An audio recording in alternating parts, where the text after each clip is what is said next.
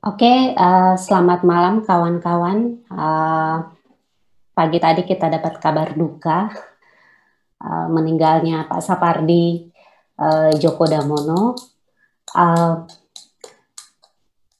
Betulnya minggu lalu saya mendapat pesan yang sama tanggal 10 Juli dan saya menanyakan ke istri beliau, ternyata saat itu beliau sedang berada di ICU, sedang berjuang.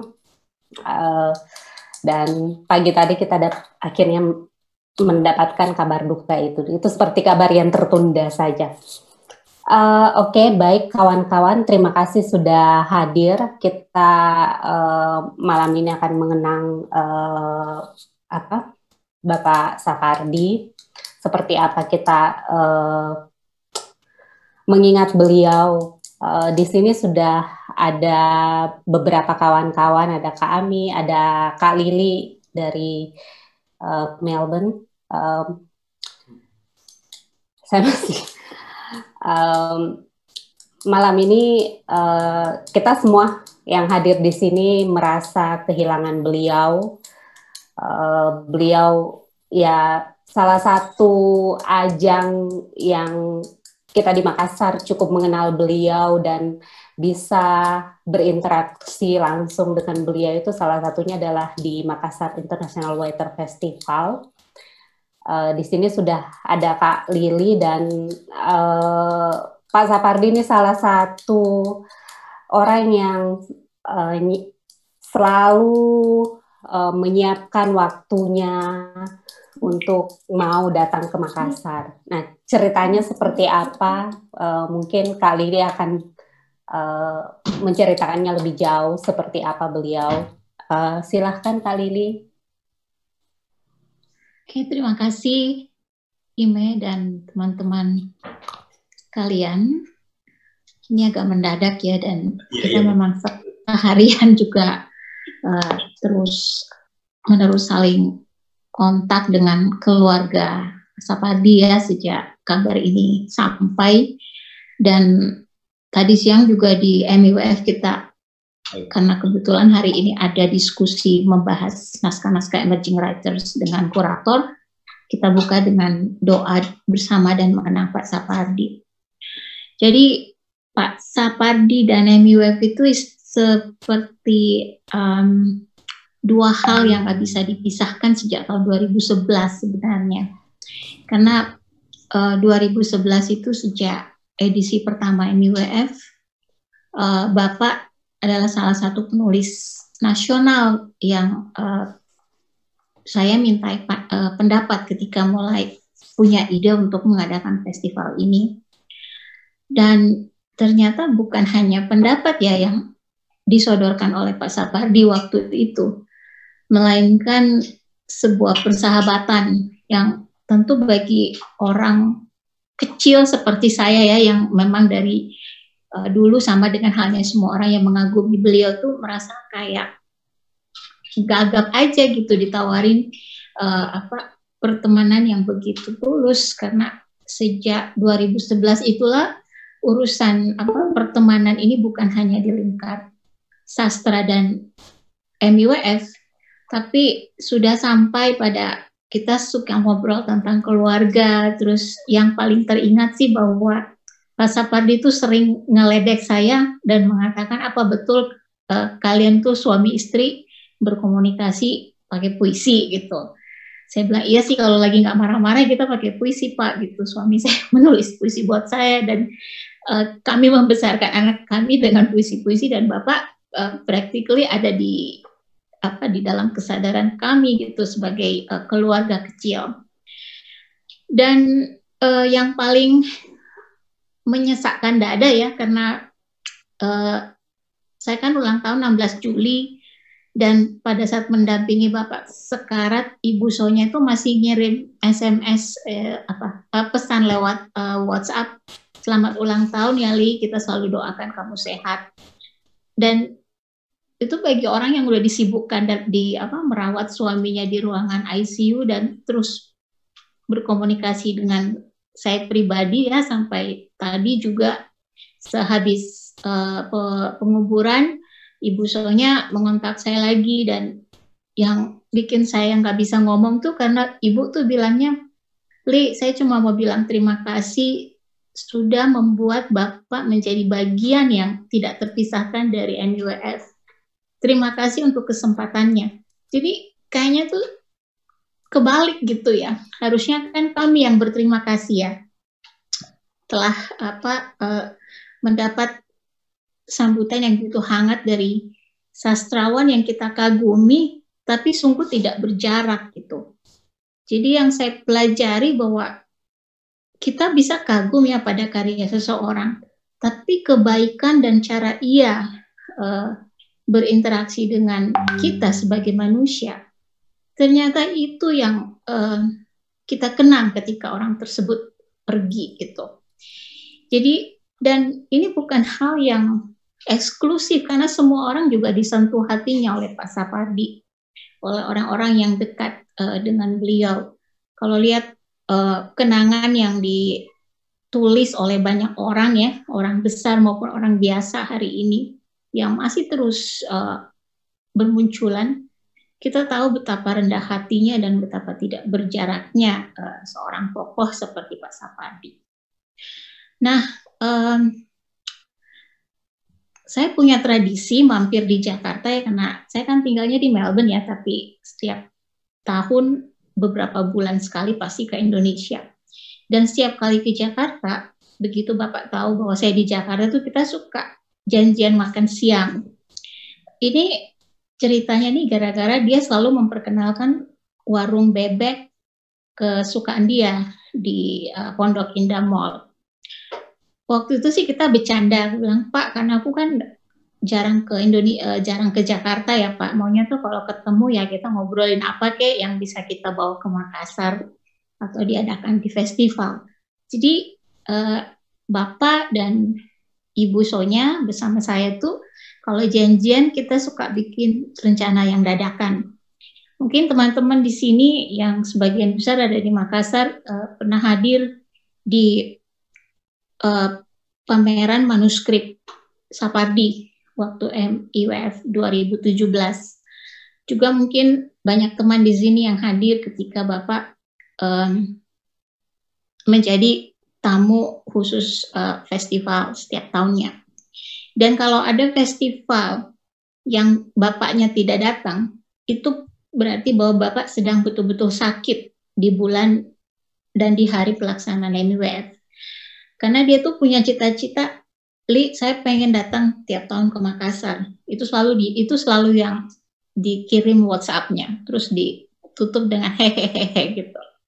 Ayo Li, kapan lagi ke Makassar? Hehehe. Nah ini udah kayak bahan bercandaan antara saya sama Bapak gitu. Terakhir waktu lockdown, kita saling kirim foto suasana lockdown. Aku kirim foto suamiku lagi kerja, foto candid gitu dari belakang. Ini Pak, suasana orang working from home di sini. Terus dia bilang, ya semangat ya, jangan sampai nggak kerja gitu. Jadi hal-hal seperti itu tuh menyentuh sekali. Nah ini di luar dari pembicaraan kita tentang puisi, tentang sastra. Dan yang paling nggak bisa saya lupa itu adalah sejak 2011 dan sejak itu kami sangat dekat ya. Beliau tuh selalu bilang, kalau ada rekomendasi bacaan dari Indonesia Timur, kamu harus langsung kasih tahu ya gitu, jangan pas deket-deket mau MUF saja. Jadi kita tuh selalu ngobrolin apa sih yang menjadi ciri khas sastra di Indonesia Timur. Ini yang menurut saya kemampuan Bapak untuk membuat orang tuh merasa istimewa, merasa diterima,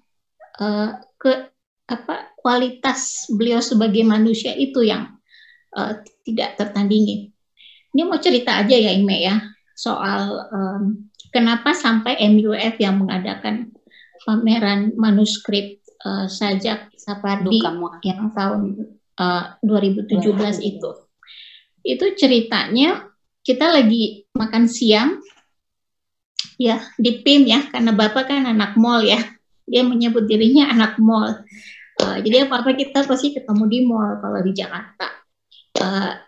Dan 10 tahun tradisi makan siang ini tuh mulai dari yang giginya utuh semua bisa makan bebek karena beliau suka makan bebek, sampai yang dia udah nggak bisa ngunyah lagi. Yang terakhir 2019 kami ketemu dan dia bilang, aduh kalau kamu yang milih warung bebeknya, kamu pastikan dong nyari kursinya yang empuk, saya udah nggak bisa duduk kalau kursinya kayu gitu. Terus warung bebek yang dia suka itu kan bangkrut ya, yang di PIM 2 itu. Jadi sejak itu kita ada tradisi nyari-nyari penggantinya, dan itu kita suka ketawa-ketawa berdua gitu kalau dia bilang, wah pokoknya ini bebeknya nggak sama enaknya. Jadi Bapak tuh humoris banget ya, dan ini yang membuat saya tuh jadi apa ya, sampai sekarang tuh kayaknya rasa sedihnya itu baru terbangun pelan-pelan karena masih mencoba mencerna bahwa Bapak tuh udah nggak ada gitu. Dan terakhir 2019 beliau ke Makassar, ada sebuah seminar diundang oleh salah satu penyelenggara seminar, kalau nggak salah sastra apa sejarah yang di Unhas. Ya. Nah itu hasil makan siang kami sebelum acara itu adalah beliau memberikan MUF itu 40 buku. Ini bukan buku sastra ya, jadi dia Bapak kan juga nulis non fiksi juga kan. Jadi catatan reformasi dari Pak Sapardi itu dia terbitkan independen. Kemudian dia cerita bahwa selain bekerja dengan penerbit besar seperti Gramedia, karena sekarang semua karya-karya Bapak kan ditangani Gramedia, meskipun beberapa kali mencoba terbitan independen. Nah, seorang ponakannya merasa bahwa Bapak perlu merespon peristiwa penting dalam perjalanan bangsa ini, yaitu reformasi 98, dan ponakan beliau inilah yang mensponsori semuanya. Jadi dibayar dengan honor yang sangat gede menurut dia waktu itu, dan prosesnya semua dia tahu beres aja gitu. Nah, jadi bukunya banyak di rumahnya. Kami tuh dapat 40 eksemplar dan itu yang dijadikan giveaway. Jadi Pak Sapardi ini satu-satunya penulis yang datang langsung ke Makassar bawa bukunya untuk giveaway akun Instagram kita gitu. Baru aja beberapa bulan lalu. Terus yang pas kita lockdown, dia nanya, jadi tahun ini nggak ada MUF dong ya, Li? Saya bilang, iya nggak ada Pak, karena ada pandemi. Terus kamu ngapain? Tapi kita ada Instagram live Pak. Oh boleh, aku mau. Tapi nanti kamu ajarin ya, soalnya aku gaptek gitu. Jadi kita tuh suka bercanda kayak gitu, dan ini saya kira dialami oleh generasi yang lebih muda ya, karena kita lihat pembaca karya Sapardi ini betul-betul lintas generasi, dan dia tuh dengan rendah hati selalu bilang, sebenarnya ya puisi-puisi saya tuh nggak terkenal. Dia menjadi terkenal setelah Ali Wahana, jadi setelah musikalisasi atau setelah dijadikan film, atau bahkan dijadikan kutipan di undangan pernikahan, itu juga Ali Wahana kan, dan beliau kan punya buku kan tentang Ali Wahana ini, dan dia selalu bilang bahwa saya selalu melihat apapun yang dilakukan orang dengan karya-karya saya tuh merelakan. Jadi kamu mau bikin dia jadi baju kaos, terus pasang kutipannya, sampai masih bergetar ya, masih nangis tadi barusan. Mau jadiin baju kaos, mau jadiin kutipan jadi gantungan kunci, mau dijadiin map, kalian mau tulis apa kayak di situ silakan. Saya senang melihat puisi-puisi saya itu memiliki nasibnya dengan medium yang berbeda-beda. Nah, untuk festival sendiri, saya tidak mendapatkan bandingan ya, orang yang secara konsisten menanyakan dengan detail persiapan dari tahun ke tahun gitu loh. Bukan sekedar basa-basi ya bahwa, ada festival lagi ya tahun ini, siapa aja yang diundang, bagaimana, temanya apa yang pengen disorotin. Beliau tuh udah jauh-jauh hari biasanya nanyain, nanti bulan berapa ya, tanggal berapa gitu. Dan kamu kapan ke Jakarta? Nanti kita bisa ngobrolin lagi, kita makan bebek ya gitu. Nah, jadi betul-betul tuh perjalanan 10 tahun AmiWeb ini, dan juga beliau yang datang di peluncuran buku kumpulan cerita pendek saya 2012 ya waktu itu, dan beliau membahasnya. Nah, ini yang hal-hal seperti itu tuh yang membuat saya dan banyak orang lain generasi di bawahnya yang bisa merasakan sebuah pergaulan lintas generasi yang tidak dibebani bahwa kita tuh lagi berhadapan dengan seorang Sapardi, seorang maestro. Kita berhadapan dengan seorang sosok ayah yang lebih banyak mendengar, bahkan ya kita aja yang ngoceh kemana-mana terus dia ikut ketawa-tawa gitu. Terakhir kami tukeran buku, saya beliin bukunya Ocean Vuong, penulis kesukaan saya. Aku bilang, Pak, baca deh, aku lagi suka banget nih sama orang ini nih. Terus dia bilang, ya kita tukeran. Jadi buku Ocean Vuong itu yang saya kasih tahun lalu, dia ngasih aku kumpulan Hujan Bulan Juni dia yang terbaru, yang yang hardcover. Saya bilang, oh ya Pak, ini kenapa dikasih lagi? Terus dia bilang, ya aku kasih lagi karena yang punyamu itu kan kesiram teh gitu kan. Hah, kok Bapak ingat? Iya, kamu pernah tulis di Instastory kamu. Jadi dia tuh ingat banget dan langsung dikasih tahu gitu. Itu menjadi aku kasih tahu ke suami, Bapak masih ingat loh, kita punya buku-buku beliau kan lengkap semua ya, dan itu ditulis biasanya untuk Farid dan untuk Lili, selalu kayak gitu. Itu yang kita tuh merasa bahwa Pak, puisi Bapak itu udah menyentuh hati kami gitu ya, sebagai anak muda di tahun 90-an, kemudian ketika kita berkeluarga, ketika kita menyelenggarakan festival, Bapak itu udah luar biasa banget, karyanya aja tuh bisa menggerakkan kita gitu.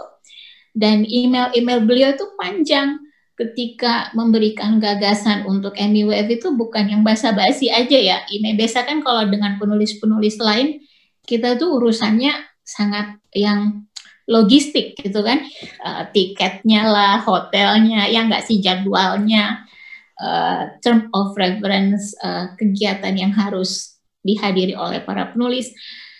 Dengan Pak Sapardi ini kayak obrolan bapak dan anak atau bahkan dua sahabat gitu. Kita kadang cekikikan, gak jelas juga kalau ketemu makan siang. Di makan siang terakhir kami di PIM, beliau tuh baru memperpanjang paspor. Waktu itu bersama Ibu Sonya. Habis dari imigrasi kita janjian ketemu, kita makan bebek seperti biasanya. Terus kita ngopi lagi. Terus dia bilang, kita pesan aja semua kue yang gak boleh aku makan ya Li, karena ini umur gue tuh panjang banget. Nah, waktu itu tuh kita ngobrolin soal Sontoloyo Festival, karena kan teman-temannya bikinin Sontoloyo Festival kan tahun ini, memperingati 80 tahun usia Pak Sapardi. Di situ dia udah mulai ngoceh-ngoceh tuh, wahnya aku udah umur 80 tahun, kalau bisa sih setiap bulan aku nerbitin buku gitu. Nah, masa lockdown ini kita tuh sempat chatting sekali ya. Wah, Bapak produktif sekali ya. Padahal itu kan udah bolak-balik rumah sakit ya. Dia bilang, iya dong. Masa kamu kalah gitu. Kalau bisa sekali sebulan ada buku baru. Karena aku tuh pertama kali datang sebagai orang yang gak kenal beliau tuh langsung bilang, Pak, saya memang sudah membaca karya-karya Bapak ketika saya kuliah.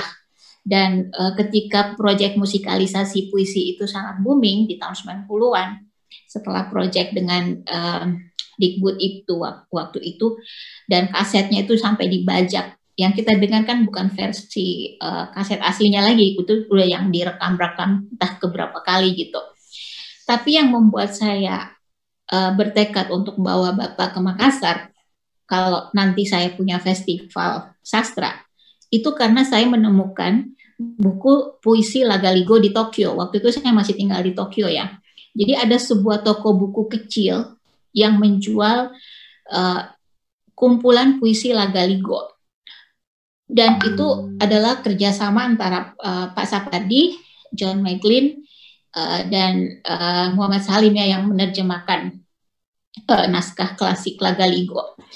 Buku ini nggak terlalu banyak dibicarakan di Indonesia sebenarnya, karena memang dicetak hardcover oleh Yayasan Bali Purnati. Dia menjadi bagian dari proyek besar Robert Wilson waktu itu yang sedang menggarap Lagaligo, dan Pak Sapardi mengambil keputusan yang sangat penting waktu itu, bahwa saya pengen mencoba mengalihwahanakan naskah klasik ini dengan mengambil semua, membacanya dan mengolahnya menjadi puisi versi saya gitu. Saya nggak pernah dengar tentang proyek ini sebenarnya, hingga akhirnya saya ketemu dan membeli buku itu di Tokyo waktu itu. Dan setelah saya baca itu, buku indah sekali, saya suka sekali, karena tuh bagi saya yang orang Bugis ya, setiap kali ditanya soal Lagaligo ya kita paham-paham gitu aja, tapi kita nggak pernah ngerti bagaimana mengakses teksnya. Terus terang, pengalaman pertama saya membaca adaptasi atau interpretasi seseorang terhadap teks itu, teks Lagaligo yang sangat agung itu melalui puisi-puisi yang ditulis Sapardi. Nah, waktu itu kalau nggak salah aku belinya tuh sekitar 2.500 yen ya. Mungkin kalau dirupiahkan tuh 300 ribuan. Cukup mahal sih. Dan memang dicetak terbatas. Nah, ketika MIWF dimulai 2011, itu kita berbicara, Pak, saya bisa nggak mengambil hak menerbitkan kembali buku kumpulan puisi Lagaligo ini dengan soft cover.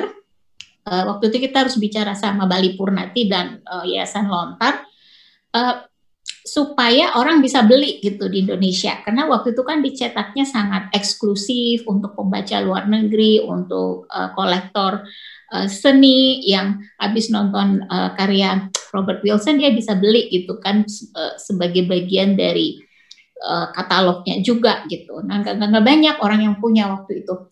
Akhirnya di tahun kedua MIWF kami tuh mencetak ulang Lagaligo. Itu adalah kerjasama pertama kami bersama Bapak, dan sejak itu the rest was history, karena persahabatan beliau dan Bu Sonya dengan MIWF itu sangat indah, dalam arti kita tuh nggak datang sebagai seorang penyelenggara festival lagi untuk mengundang seorang tamu gitu kan, nggak. Kita akan selalu tanya lagi, Pak, kira-kira Bapak bagaimana melihat sastra Indonesia Timur di tangan penulis-penulis muda yang kita pilih setiap tahun. Dan beliau nggak pernah keberatan untuk membaca tulisan yang kita pilih, kemudian buku-buku yang kita rekomendasikan, dan kadang kita ngobrol juga setiap kali ketemu di makan siang itu gitu. Nah, pesan terakhir Bapak nih ya, kemarin kan waktu lockdown kita iseng-iseng aja ngobrol tentang seproduktif apa sih kita ketika disuruh oleh pemerintah untuk stay home gitu ya, di rumah aja.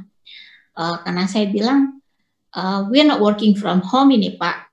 What we doing is staying home and trying to work gitu. Kita lagi ada di rumah dan berusaha keras untuk bekerja, sulit berkonsentrasi dan segala macam. Karena misalnya saya nih kerja harusnya 9 to 5, kok konsentrasinya hanya bisa 2 jam gitu paling maksimal karena terlalu banyak distraksi. Wah, Bapak cuma jawab hehehehe. Lihat dong saya mau nerbitin buku tiap bulan. Itu waktu lockdown. Jadi waktu itu saya bilang, Pak, bisa pesan puisi nggak Pak? Enak aja, emang kamu pikir ini kue Bugis kayaknya dipesan-pesan. Tapi setelah itu kita tidak membahas itu lagi. Tiba-tiba beliau datang suatu hari ya sebelum acara diskusi online itu, nyodorin tulisan tangan dia gitu. Puisi bulan Maret itu ditulis oleh beliau, judulnya Perihal Isolasi gitu. Jadi dia tulis tangan, terus dia foto, terus dia WhatsApp ke saya. Dia bilang, ini nih buat MIWF puisi cocok nih buat buat masa-masa kan PSBB gitu. Ya udah, di situ yang saya kemudian merasa bahwa Bapak itu memperlakukan semua orang yang dekat dengan beliau, yang dia itu bisa diakses, bisa didekati, dan bisa diajak ngobrol. Hal yang mungkin menjadi legasi terbesar beliau ya, selain karya-karyanya yang memang menyentuh hati kita. Ini kalau orang Bugis Makassar bilang, ini orang betul-betul dari rendah hatinya luar biasa. Biasanya kan, maaf ya Naif, dan segala maaf ya, maaf banget. Pengalaman saya tuh biasanya kalau ketemu orang besar, apalagi orang yang merasa udah punya posisi sosial yang kuat, dikenal dan dihormati, apalagi tinggi gitu ya statusnya. Kadang kalau ngelihat anak kemarin sore gitu di festival, biasanya kan, siapa kamu gitu, siapa lu gitu, dekat-dekat ngajak-ngajak ngobrol gitu kan. Atau paling nggak nih ya, beliau itu kan gelarnya profesor. Kita tuh nggak pernah nggak ada kan yang bergaul dengan Pak Sapardi yang manggil Pak Prof. Nggak ada. Yang paling populer tuh di sosmed ya dipanggil Eyang. Terus buat kita-kita yang memang agak intens ngobrol atau ngerjain sesuatu dengan beliau, kita panggil Bapak. Kayak aku panggil Bapak. Dan aku tuh selalu ngasih contoh itu ke guru-guru besar di Unhas tuh. Profesor kesayangan saya namanya Profesor Ardi, kan nggak pernah diminta dipanggil profesor loh. Itu ya maksudnya sambil bercanda ya, karena itu menunjukkan kualitas seseorang. Dan kayaknya saya nggak punya teman di dunia ini yang paling rajin tuh ngasih buku gitu ya. Setiap mau ketemu dikasih buku. Jadi kita kayak tuker-tukeran buku itu selama pertemanan dan persahabatan di festival ini gitu sejak 2011.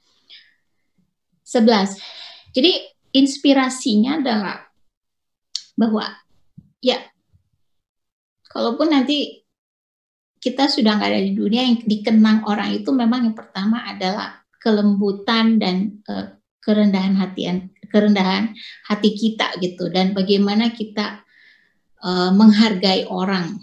Dan semakin besar posisi beliau, karena kan banyak orang yang melihat beliau tuh berjarak banget ya, tapi kalau teman-teman yang sempat datang di MIWF tuh, beliau tuh nggak pernah ngeluh, meskipun capek, diajak foto, ditarik kiri kanan, ditanyain macem-macem gitu ya, mulai dari orang yang tahu, anak-anak muda yang tahu karya-karyanya tapi nggak ngerti bahwa inilah yang disebut Pak Sapardi, itu pernah kejadian juga. Terus teman-teman volunteer yang ngejemput dia atau yang menemani dia gitu, yang semuanya punya kenangan yang sama, bahwa kita kok kayaknya nggak percaya ya bisa berhadapan dengan orang yang kita baca karyanya, kita baca berita tentang beliau, dan memahami kebesaran beliau, tapi kok rendah hati begitu, baik begitu gitu, tulus banget gitu, dan sangat humoris.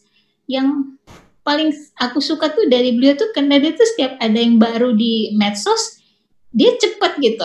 Misalnya balas WhatsApp, kalau di WhatsApp tuh cepet banget dibalas. Jadi kadang aku percaya, nah ini Bapak bukan sih, kok cepet banget sih kalau main WA gitu. Oh iya dong, kita kan anak medsos suka gitu.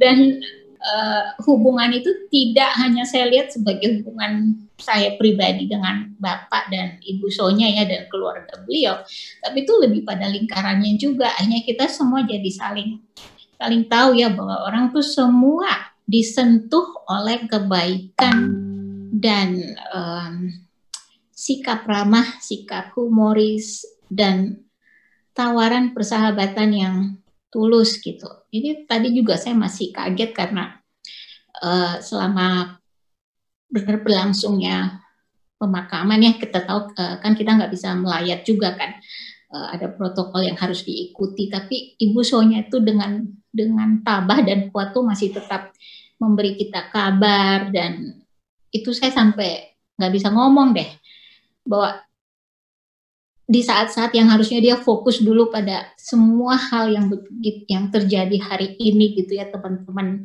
sastrawan, orang-orang penting di negara ini bahkan juga tahu bahwa toh Indonesia hari ini patut berbangga ya bahwa ada seorang penyair yang dirayakan oleh begitu banyak orang, keindahan karyanya, keteladanannya. Dan dia tuh bukan dari bidang yang lain-lain gitu, yang mendominasi wacana media kita. Kita tahu kan, media kita itu didominasi oleh penguasa dan pengusaha gitu ya. Kalau Anda punya power, punya kekuasaan, Anda memiliki kemampuan untuk mengakses dan memproduksi wacana yang kemudian disebarkan ke masyarakat. Tapi hari ini tidak. Kalau teman-teman lihat di media sosial, orang merayakan Sapardi Djoko Damono, orang merayakan sastra, orang merayakan puisi. Dan saya kira tidak semua negara di dunia ini punya momentum di mana ketika kepergian seorang tokoh itu kita tangisi pasti, kita kaget, kita bersedih ya. Tapi dalam hati kita semua berterima kasih gitu. Kita merayakan keindahannya, kita jadi percaya bahwa kata-kata itu menggerakkan. Kata-kata itu bisa menuntun kita untuk berpikir lebih jauh dan mengambil keputusan-keputusan yang kemudian kita jadikan alasan terkuat untuk berbuat sesuatu bagi masyarakat yang lebih luas gitu. Dalam tingkatan tertentu, aktivisme yang dilakukan Pak Sapardi dengan keinginannya belajar media sosial misalnya, itu luar biasa dampaknya bagi generasi pembaca baru. Kemudian dia selalu percaya, semakin dia tidak pelit untuk memberi izin bagi ahli wahana karya-karya beliau, semakin terbuka pintu bagi anak-anak yang lebih muda di Indonesia untuk bersentuhan dengan sastra, untuk bersentuhan dengan puisi. Karena itu hilang dari kurikulum pendidikan kita kan, udah lama nggak ada di situ. Kita belajar bahasa Indonesia, tapi kita tidak belajar sastra Indonesia. Kita mungkin belajar banyak sekali bidang studi, tapi kita tidak ditempa untuk berpikir dengan kritis, untuk melihat hubungan kita yang tinggal di Makassar dengan persoalan dunia yang lebih kompleks dan global, dan melakukan proses berpikir sebelum mengambil satu keputusan apa yang harus kita lakukan untuk berkontribusi dengan posisi kita di Makassar gitu. Tapi Pak Sapardi memberi satu contoh, dan itu saya kira salah satu legasi yang membuat dia mulai hari ini ya akan semakin sering dibicarakan. Itu dulu dari saya, maaf kepanjangan ya, dan terlalu sedih. Iya, secara emosional. Makasih banyak Kak Lili sudah menceritakan tentang bagaimana sepak terjang dan hubungan kita dengan beliau. Langsung saja Kang Maman sudah gabung. Ini masih panas-panas Kang Maman. Baik, terima kasih. PC, mantap PC. Saya salah duga, saya pikir jam 8 waktu Indonesia Barat. Oh iya. Februari terakhir saya berdialog dengan beliau. Ketika kami bertemu di tempat kami biasa berjumpa, Pak Sapardi itu senang betul kalau jalan-jalan di mall, terutama di Pondok Mall untuk ngopi. Tempat pertemuan kami di situ, sekaligus tempat olahraga beliau. Dan dia yang membocorkan bahwa nanti tanggal 5 April kita berduet lagi loh di Gramedia Writers and Readers Festival di Perpustakaan Nasional. Kami berdialog apa yang harus kami siapkan, apa yang harus kami bicarakan. Tapi ketika pandemi itu ditunda dan dia betul-betul mengatakan penyesalannya kenapa ini tidak terwujud, padahal ini salah satu yang saya tunggu-tunggu dan bakal susah terulang. Itu kalimat yang saya tidak menganggap sebuah sinyal bahwa memang tidak akan bisa diulang lagi ternyata. Nah, saya mengenal beliau sejak tahun 87 ketika beliau masih ngajar sosiologi sastra. Saya dari kriminologi mau mendaftar tidak bisa karena sudah sesuai dengan jumlah. jumlah kuota mahasiswanya, tapi saya sering hadir mengintip di situ karena dua hal. Saya suka sama mata kuliah itu, dan kedua saya mengincar salah satu mahasiswinya yang kemudian menjadi istri saya. Itu di situ. Tapi ketika ujian saya tidak muncul, sehingga kemudian dia bertanya kemana tuh mahasiswa yang suka ngintip dari jendela kalau telat datang dan sebagainya. Dan ketika orang tahu bahwa dia memang bukan mahasiswa yang terdaftar, dia cuma mahasiswa tamu. Sejak saat itu dia menyebut saya, oh dasar si Sontoloyo. Itu yang kalau ketemu dia selalu ulang lagi Sontoloyo, Sontoloyo, sampai saya membuat puisi di buku puisi yang pertama sekali saya bikin, Bhinneka Tunggal Cinta. Itu pun atas dorongan dia, karena dia bilang, kamu belum pantas disebut penulis kalau belum menghasilkan buku puisi. Belum pantas disebut sebagai muridnya Sapardi. Saya nggak berani memperlihatkan puisi saya. Tapi ketika dia baca, sudah terbitkan saja. Saya nggak tahu apa judulnya, malah Mas Joko Pinurbo yang memberi judul buku tersebut, dua orang yang saya kagumi. Nah, setelah itu kami hampir tiap tahun bertemu. Ketika dia meluncurkan Melipat Jarak di Jakarta Convention Center, dia minta saya jadi moderator. Kemudian ketika peluncuran novel Hujan Bulan Juni, dia juga meminta saya untuk berpartner dan penerbit menyetujui.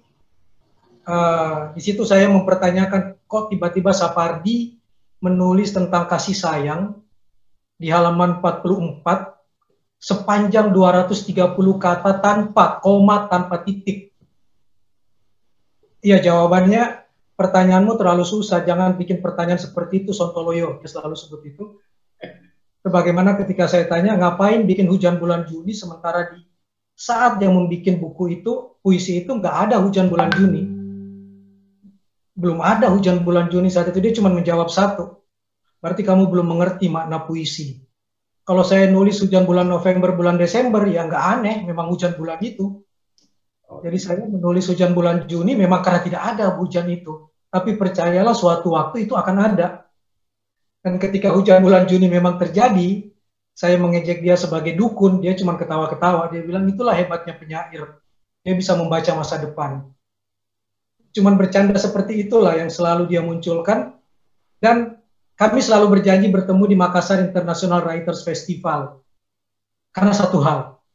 Karena dia sangat menyukai makan seafood di Jalan Ali Malaka. Jadi kalau sudah ke sana, ke Makassar, walaupun kami tidak satu forum, dia selalu pokoknya harus makan seafood di Ali Malaka. Dan karena dia tahu saya senang seafood, saya tidak senang makan ayam, dia kalau habis mancing di belakang rumahnya, dia selalu WA dan selalu masukin ke Twitter, Kang Maman, saya baru dapat ayam nih, datang dong ke rumah makan. Ya saya nggak akan datang, saya nggak suka ayam. Begitu sudah habis, baru dia bilang, yang saya maksud ikan ayam. Sengaja saya habiskan biar kamu nggak usah datang, supaya saya makan sendiri. Itu cara-cara dia bercanda dengan saya seperti itu, jadi banyak sekali kenangan. Terakhir saya tadi siang sampai sekarang masih berdialog dengan satu-satunya orang yang diizinkan untuk bikin biografi dia. Oh iya. Namanya Hasan Asfahani. Hasan inilah menerus kontak sama dia untuk bikin biografi beliau, dan sudah 17 bab selesai. Belum tuntas. Karena beberapa bab yang tidak bisa diturunkan karena Pak Sapardi punya etika sebagai priai Jawa yang dia tidak mau terlalu masuk ke ruang-ruang pribadi. Jadi ada hal yang dia cukup sampai di sini untuk membahas seorang Sapardi. Dan mereka sepakat bahwa semua royalti akan diberikan ke Sapardi dan setengahnya akan dikasih ke Hasan, ya sama aja 50-50. Itu gaya Pak Sapardi untuk berdialog. Seperti itulah kenangan saya dengan Pak Sapardi, orang yang selalu mengatakan seperti ini, bahwa hidup itu titiknya satu. Ketika kata-kata dipilih dan ketika kata-kata disusun, hidup pun dimulai. Sebelum kata-kata disusun, hidup belum dimulai. Itu yang selalu dia sampaikan kepada saya. Dan saya cukup dekat dengan istrinya, sehingga ketika beliau sakit sejak sebulan lalu, kami kontak terus. Titipannya beliau satu ke saya, jangan cari sumbangan donasi-donasi untuk saya tidak mau. Sehingga kami mahasiswa-mahasiswanya diam-diam melakukan itu. karena dia tidak mau sama sekali merepotkan orang lain. Seminggu terakhir ini pun dia tidak mau merepotkan itu, dan saya tidak tahu, dan baru tadi pagi saya tahu beliau berpulang. Kira-kira itu Bang Firdaus. Ya, makasih banget. Aduh, luar biasa. Terima kasih banyak Kang Maman yang masih cukup lelah dari perjalanan jauh, bersedia untuk berpartisipasi. Kasih Kang Maman. Ya, kapan-kapan ke Makassar lagi, Kang. Selanjutnya, ya, terima kasih Kang Maman. Selanjutnya kita persilahkan Kak Mohari Wahyunurba. Ada? Sudah gabung? Kak Mohari, sudah bisa gabung, Kak? Sudah gabung dari tadi. Assalamualaikum warahmatullahi wabarakatuh. Silakan. Kedengaran nih ya? Ya, bagus, mantap. Kedengaran kan? Iya. Oke. Maman, masih monitor, Man. Apa kabar? Oke, baik. Saya tidak panjang sebenarnya tentang Sapardi. Karena ya seperti kita lah, beliau itu sahabat. Saya ketemu beberapa kali juga di MWF, tentu saja kemudian di Jakarta. Pada kesempatan ini saya tidak bisa bicara banyak, Bung. Kecuali tadi ada Hamid Basaib nulis di Facebooknya, yang saya kira cukup banyak atau cukup menggambarkan ke penyairan Sapardi. Itu ada Hamid Basaib tadi, yang dia juga seperti kita kenal Pak Sapardi itu sejak kita usia 20-an lah, tahun 80-an awal ya, sebagai penyair yang puisi-puisinya kita baca, bahkan dideklamasikan. Saya dulu di Dewan Kesenian pernah ikut mau baca puisi waktu masih SMA, itu baca puisi Sapardi. Saya kutipkan saja ya yang dibilang Hamid ya.